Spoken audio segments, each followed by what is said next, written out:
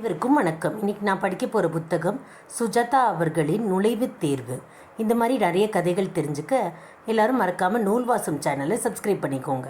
வாங்க கதைக்குள்ளே போகலாம். பட்டாபி போய் பார்த்தபோது அந்த அருண்குமார் 20 பேருடன் ரேபிட் செஸ் ஆடிக்கொண்டிருந்தான். 5 ரூபாய் கட்டி ஆட வேண்டும். ஜெயித்தால் 100 ரூபாய். அருண், உன்னை பார்க்கணுமாண்டா? சார், நீங்கள் அவன் கூட செஸ் ஆடணுமா? இல்லைப்பா, வேறு ஆட்டம் என்று பட்டாபி பான்பராக்கை கவிழ்த்து உதிர்த்து வாயில் தட்டி கொண்டிருந்தான். செஸ் போர்டை மடியில் வைத்து, கார் பேனட்டில் மேல் வைத்து, மேசை மேல் வைத்து என்று பலவித நிலைகளில் கண்ணாடி அணிந்த சிறுமிகள், நெற்றியில் விபூதி தொட்ட சிறுவர்கள், நகத்தை கடிக்கும் சுடிதார்கள், கன்னத்தில் கை வைத்த ஐடி இன்ஜினியர்கள் அனைவரும் ஒரே எதிரியுடன் ஆடிக்கொண்டிருந்தார்கள். ஒவ்வொருவரையும் விதிவலம் வரும் பெருமாள் மண்டகப்படி போல கொஞ்சம் கொஞ்சமாக நின்று ஒரு கணத்தில் காயை நகர்த்திவிட்டு நகர்ந்து கொண்டிருந்தான் அருண். 10 நிமிஷத்தில் ஏறக்குறைய அனைவரையும் கை கொடுத்துவிட்டு வந்தான். நல்ல சிவப்பாக இருந்தான். உதடுகள் சிகரெட் பிடித்ததில் கருநீலமாக இருந்தன. கண்ணாடிக்கு பின் கண்களில் புன்னகையில் சிநேகம் இருந்தது. இன்னும் ஒரு கேம் தான் பாக்கியிருக்கு, இதோ வந்துருவான். உன் பெயர் என்னப்பா? கோதண்டராமன். கால் கோதண்டம். அருணுடைய அசிஸ்டண்ட் பட்டாபி. அருண் என்ன படிச்சிருக்கான் என்று கேட்டார்.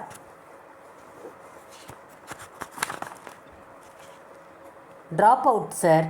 தனக்கு சொல்லித்தரதுக்கு ப்ரொஃபஸர்ஸ் இல்லைங்கிறான். மகாவிஷ்ணு மாதிரி பேசுவான். கண்டுக்காதீங்க. அம்மா அப்பா தண்ணி தொளிச்சு விட்டுட்ட கேஸு. டே, என்னை பற்றி இல்லாதையும் பொல்லாததையும் சொல்லாதடா. எப்படி எதுகை மூனை? என்ன சொன்னா? நல்லது தான் சொன்னேன். நீ ஒரு ஜீனியஸ்ன்னு. அறிவாளி யார் தெரியுமா? தன் அறியாமையை ஒளிச்சு வச்சு தெரிஞ்சுக்கவன். என்ன விஷயம்? டோர்னமெண்ட்டுக்கு ஏதாவது ஸ்பான்சர் பண்ணுறீங்களா? உங்ககிட்ட ரேட் படி பேசிக்கணுமா? உங்களுக்கு தொப்பையை நோண்டுனா மூத்திரம் வருமா? இல்லைப்பா, நான் ட்ரை பண்ணினதில்லை. பட்டாபி. சரிதான், இது நிஜமாவே கிறுக்கு. ஜாக்கிரதையாக இருக்க வேண்டும் என்று தீர்மானித்தான். என் பெயர் பட்டாபி. சரவணன் ஒருத்தர் உங்களை பார்க்க சொன்னார். வந்த விஷயத்தை சொல்லுங்க பட்டு மாமா. ஒரு என்ட்ரன்ஸ் எக்ஸாம் எழுதணும். எழுதுங்க. யார் எழுத வேண்டான்னா? உங்களுக்கு கோச்சிங் தரணுமா? பரீட்சையே நீ எழுதணும். நானா? இருக்கிற எல்லா வேலையும் விட்டுட்டு நான் போய் ஏன் பரீட்சை எழுதணும்? இன்னொரு பையனுக்காக எழுதணும். ஆள் மாறட்டமா? ஆமாம், சட்டுன்னு புரிஞ்சுக்கிட்டியே. ஆளை விடுங்க சாமி, இடத்தை காலி பண்ணுங்க, என்னையும் விடுங்க, 5 லட்சம் தரேன். எழுந்து சென்றவன் நின்றான். அத்தனையும் கேஷ். நீ ஏதோ அமெரிக்காவில் போய் ஃபிலிம் எடுக்கிற கோர்ஸ் சேரணும்னு சரவணன் கிட்ட சொன்னியே, அதுக்கு தானே குருவி சேர்க்குறா போல் காசு சேர்த்துக்கிட்டு இருக்க. வாங்க பேசலாம். 5 லட்சமா என்றாள் கிருஷ்ணவேணி. 5 லட்சம் ரொம்ப சீப் சகோதரி. இப்போல்லாம் டாக்டர் சீட்டுக்கு 18 லட்சத்துலேருந்து 25 லட்சம் வரைக்கும் கேட்குறாங்க. இந்த பட்டாபி உத்தரவாதம் தரேன், கண்டிப்பாக எல்லாம் நல்லபடியாக நடக்கும். சுரேஷ் என்ன செய்யணும்? அவன் பரீட்சையை அட்மிஷன் கார்டை எங்ககிட்ட கொடுக்கணும், அவ்வளவுதான். அப்புறம் சுரேஷ்க்கு பதில் அருண்குமாருங்கிறவர் பரீட்சை எழுதிடுவார். ஐயோ, மூஞ்சியை வச்சு கண்டுபிடிச்சிட மாட்டாங்களா? அதெல்லாம் பிரச்சனை இல்லை. ஃபோட்டோவை மாற்றி ஒட்டிடலாம்.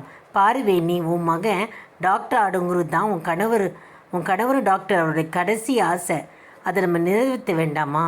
ஆமாம், ஆனால் அவன் ஒத்துக்கணுமே. அதை நான் பார்த்துக்கிறேன்.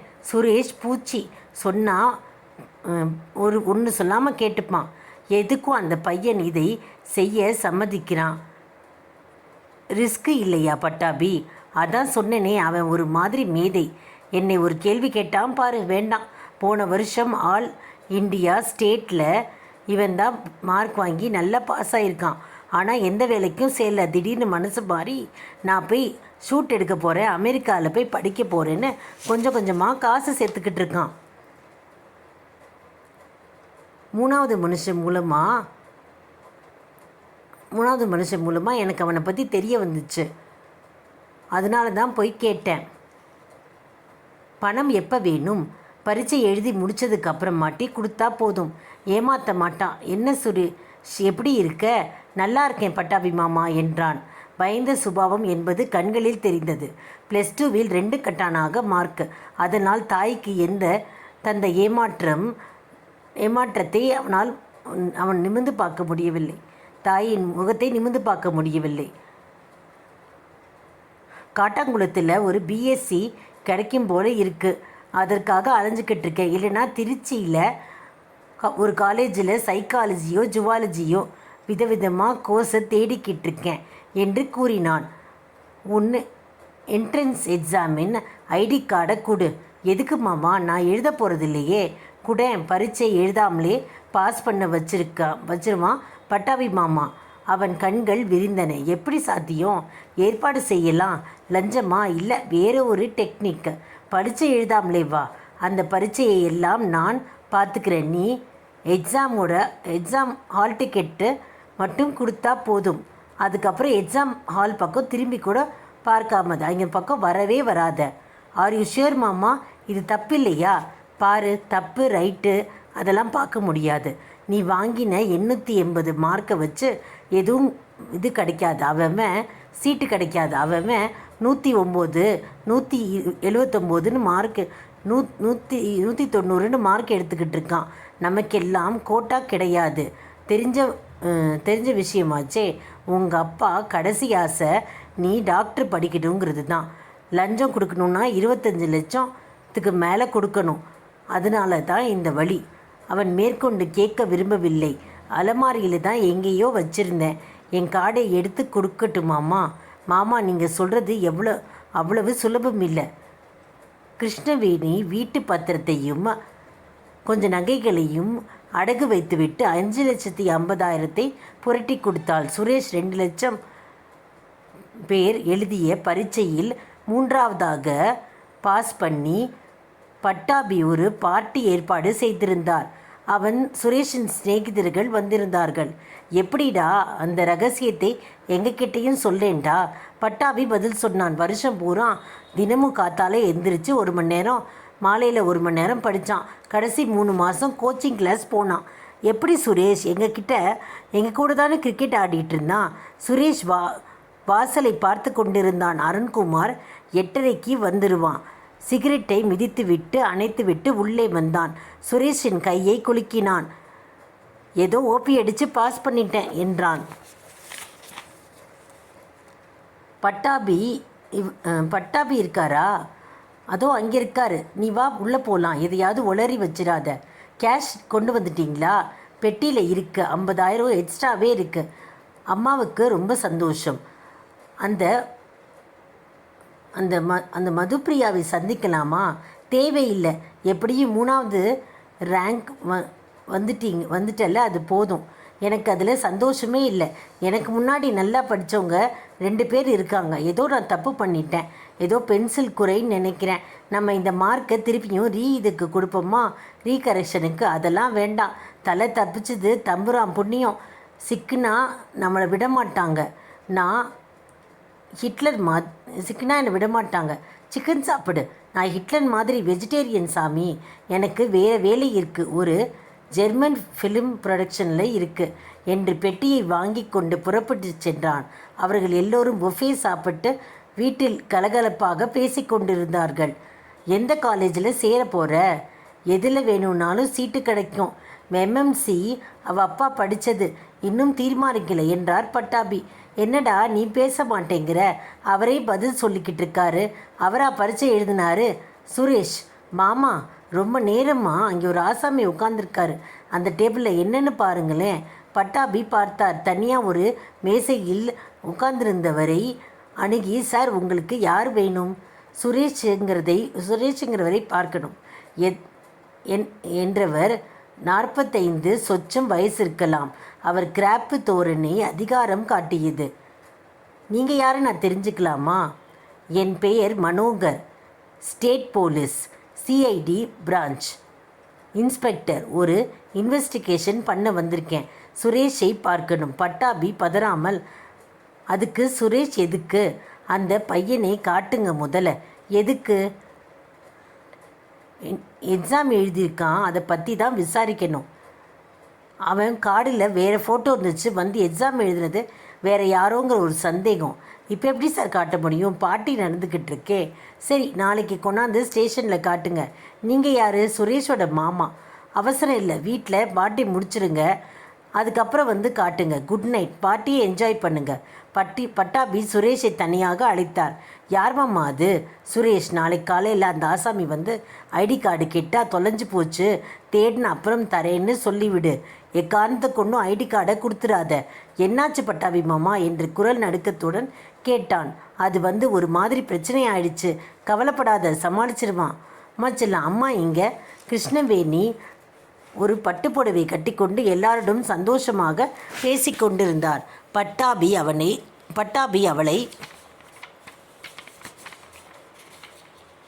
தனியாக அழைத்து, உங்ககிட்ட பாக்கி எவ்வளோ பணம் இருக்குது?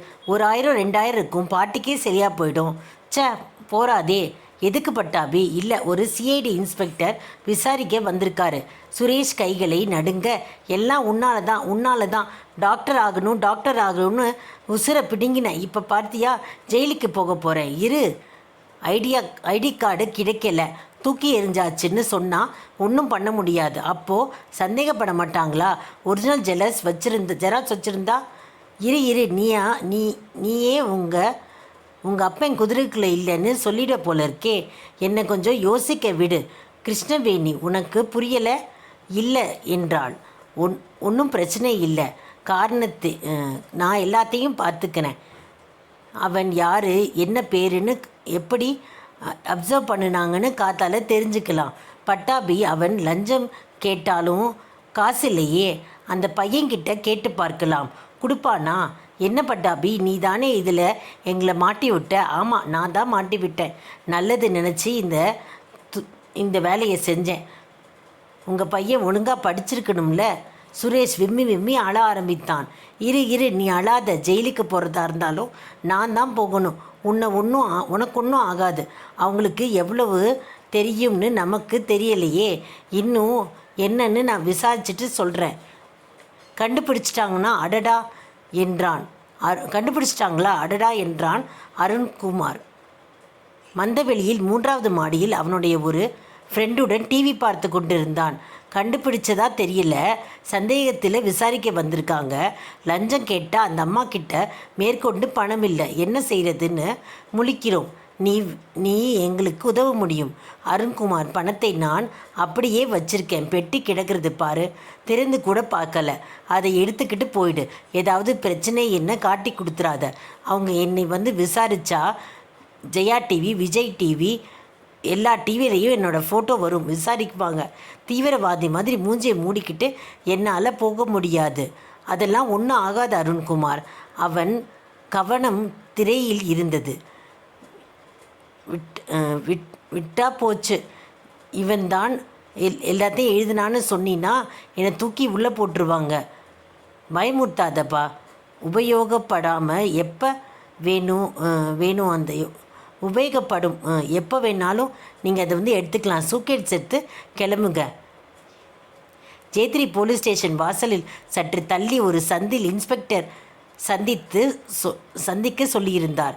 பாருங்க பட்டாபி, போலீஸ்கிட்ட எதையும் மறைக்க பிரயோஜனம் இல்லை. ஐடி கார்டு தொலைஞ்சு போச்சுன்னு சொன்னதே கார்டு காட்டி கொடுத்துருச்சு. உண்மையை ஒப்புத்துக்கிட்டா உங்களுக்கு இந்த எந்த ரேங்க்கும் கெட்டு போகாமல் நான் உங்களை மரியாதையாக நடத்துவேன். தனி ஆசாமியா கேங்கா நினச்சி சொல்லுங்கள். இன்ஸ்பெக்டர், நீங்கள் எவ்வளவு எதிர்பார்க்குறீங்க? அவர் முகம் இறுகியது. என்ன தப்பு கணக்கு